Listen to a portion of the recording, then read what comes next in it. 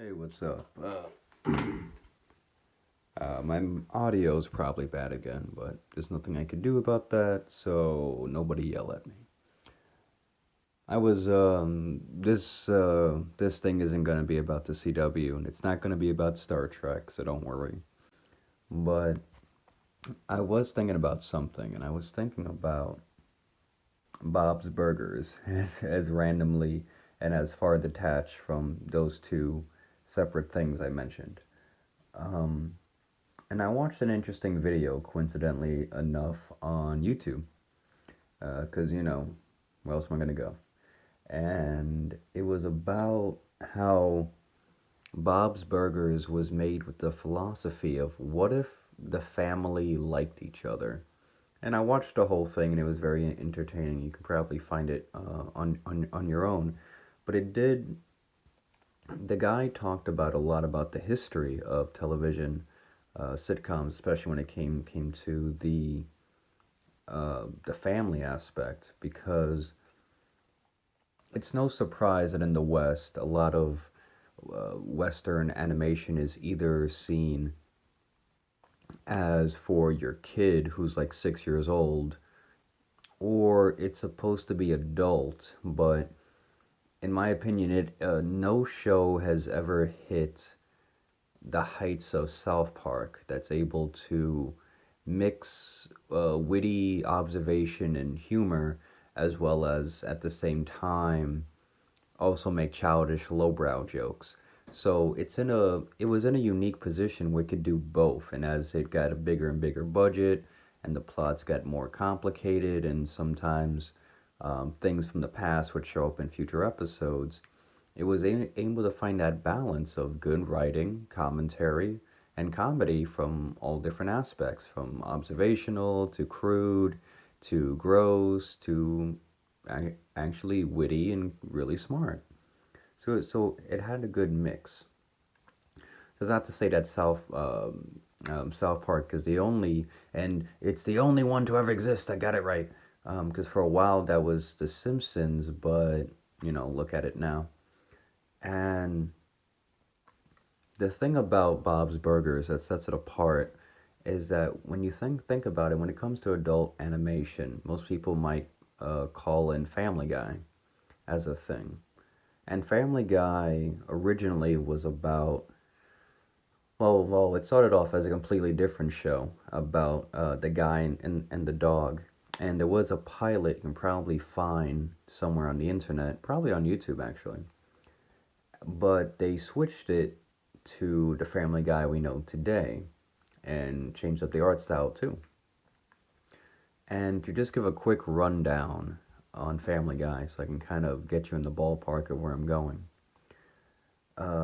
Peter in the original first couple seasons, which people say was arguably uh, the best Family Guy ever got, which I would kind of tend to agree, was that Peter was this guy. He was the everyday guy. He was a bit of a dumbass, kind of you know, the, the I can't talk. The stereotypical, dumb dad who means well, but always gets in shenanigans. And Lois was a supportive mother and wife that tried to keep the household together. And Meg was basically the weirdo kid. Same thing with Chris, but even Chris wasn't as weird as he was in the later seasons, but they all had their own role to fill. And then, of course, Stewie, the evil baby, wants to take over the world. So they each had their own gimmick. And then there was Brian. And Brian, of course, is a dog, but he was supposed to be Peter's best friend, but also the straight man to Peter's shenanigans. And sometimes Peter would talk him into things, but Brian was a thoughtful, caring person. And he made mistakes, but he did care about people, and he cared about Peter, and sometimes he would give Peter advice on certain issues. And as the series went on, it kind of devolved into the family hating each other. Peter is a selfish, childish, kind of narcissistic asshole. Lois is one step away from murdering the family, and she has her own issues. Chris is a weird pervert who's doing his own thing, and Meg is hateful and spiteful, which, to be fair, she was the butt of the jokes early on. But even they would cut her some slack from time to time, but then they just turned her up to 11. And and Stewie, he is doing his own thing. Uh, he's basically they basically made him into the joke version of what a gay guy is, but he's a baby. And I don't know if that's funny or not, but whatever. And then Brian became this major criticism of leftist ideology. There was an episode where Quagmire basically rips into Brian. You'll probably find that clip too. And it's 100% accurate, but Brian got worse and worse as the series went on, as did the rest of the family. And if you look at American Dad, you see the same thing, which I think American Dad's a little bit better than Family Guy, but it's the same thing. They're all terrible people that ultimately hate each other. It's the same thing with The Simpsons, where they don't really hate each other per se, but it's oftentimes very Antigua. They're very they antagonize each other because I can't talk for some reason. But in Bob's Burgers, it was made specifically with the philosophy of, or the idea of, what if this family actually liked each other? And you see that a lot throughout the series. Now, if you don't like the jokes, I understand. But for what it is, I think it's really good and well made. And it's more down to earth. And yeah, they might have a wacky shenanigan going on, but it's not as turned up as those other shows. Like Bob's not gonna be doing a normal thing and end up in space like Family Guy. Linda's not gonna walk out and then become president of the United States. Um, it deals with smaller issues and it does it in its own wacky way. But there is a lot of heart there because obviously Linda and Gene share a very genuine relationship where they're possibly the closest ones in the family because they're so much alike. And then you have Linda, and then you have, I was gonna say Linda, then you have Bob and Louise, and they're very close together because they're alike in many ways and like the same thing. And if you pay attention to the show, they all like each other, but there are things that you see where this is obviously a family that loves and cares about each other. Even the kids that are like that, that trio, they're like that unit. Even when one takes things too far, they apologize and they move on and they learn and they help each other. And even Bob, who's a hardworking dad who's trying his best, and he loves his job, and it's not played up as a joke like, oh, I have to work in this restaurant, all whatever. He actually genuinely enjoys his job and loves doing it, and this was his dream, and he does it for his family, and he willingly does it. He'd rather be working, but that's not seen as a bad thing. It's seen as a good thing for him to do that. And I'm kind of getting distracted again because I'm thinking about Family Guy. But the point is that if you watch the show, it's clear that that was the intention, where you won't get any wacky, backstabby things you get in something like South Park or Family Guy or even The Simpsons, because their relationship isn't to antagonize each other for jokes. It's more situational, and whether you like the humor or not, no, well, that's really up to you and to the individual, and that's fine.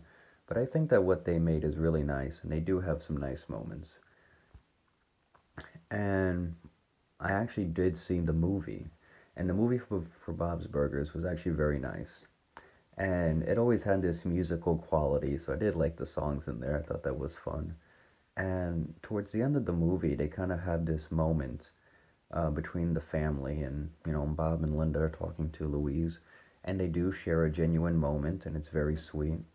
And after seeing the movie, I went on the internet, looked up what other people thought about it, and the responses that I saw were largely positive.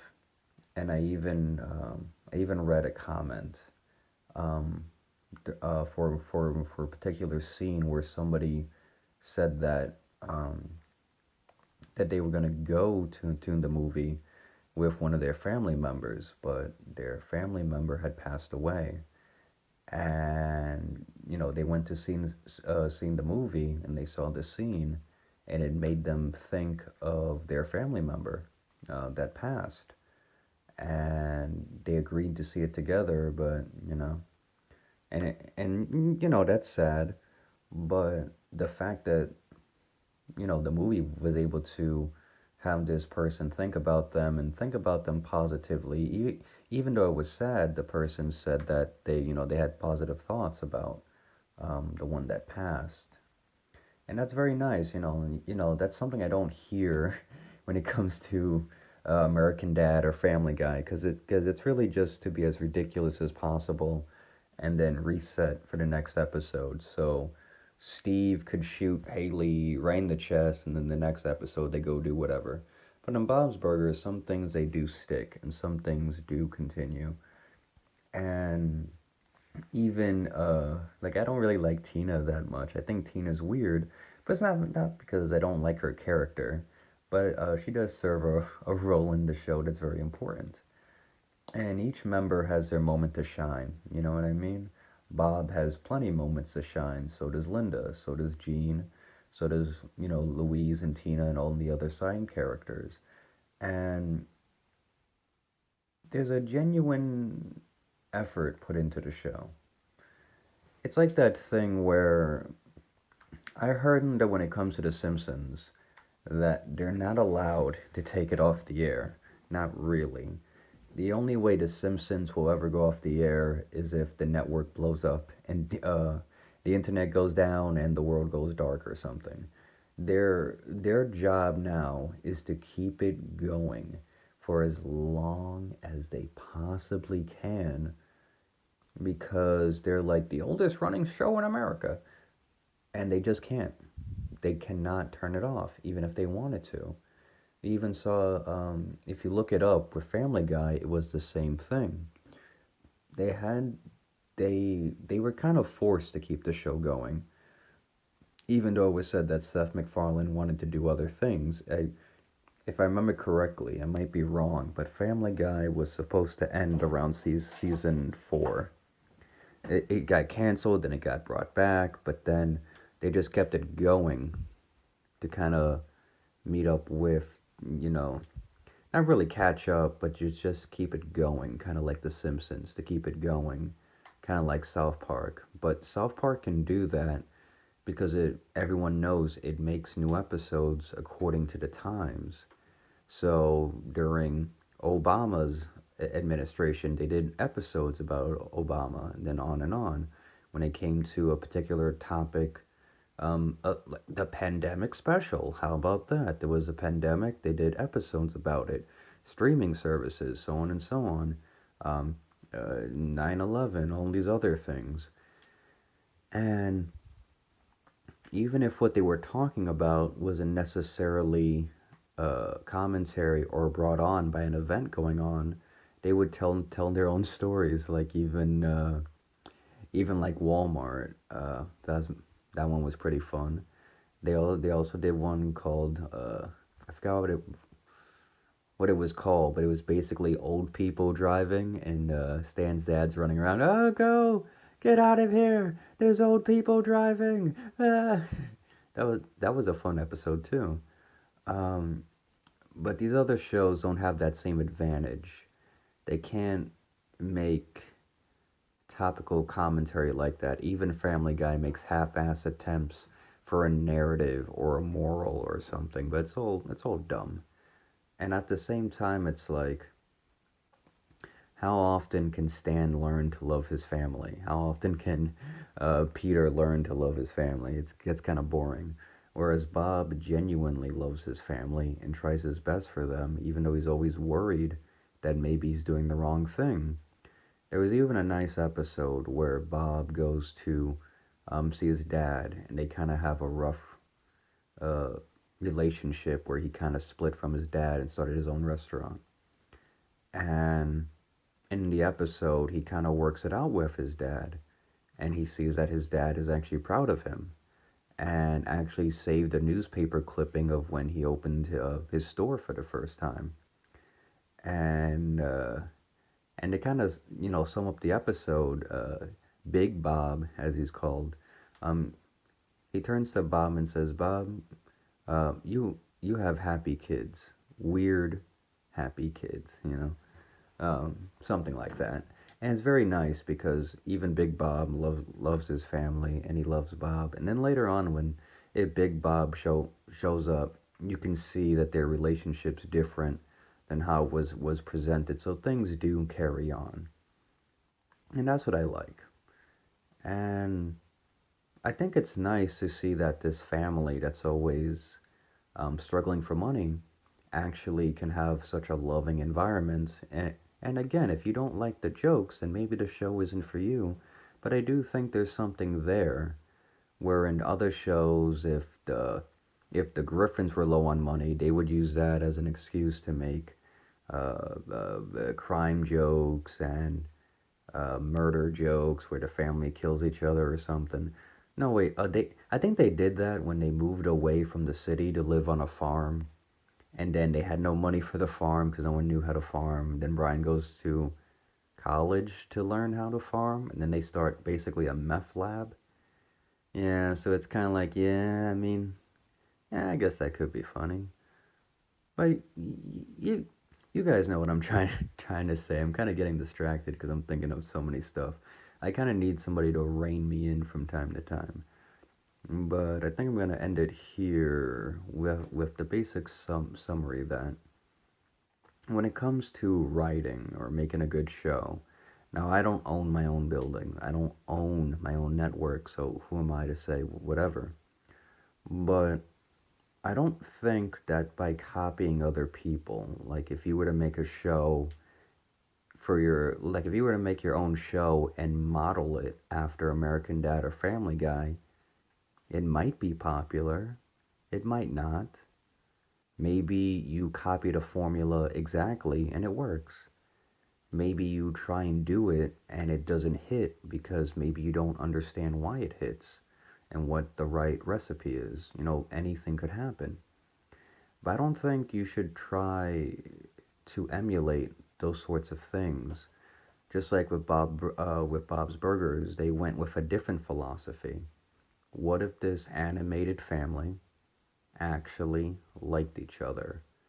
What if, despite their financial situation, they were actually there for each other and happy, and then let the wacky shenanigans happen as they happen? And I think that's a lot better because it is original, and they even carried this on in a show that I also like, Central Park, which arguably is on a streaming service, which I don't really like or support, but I do like Central Park, and it does have things to say, and it's basically the same vibe as Bob's Burgers, although just with a few more musical numbers, and that's fine. I think both shows are worth a watch if you haven't watched them yet.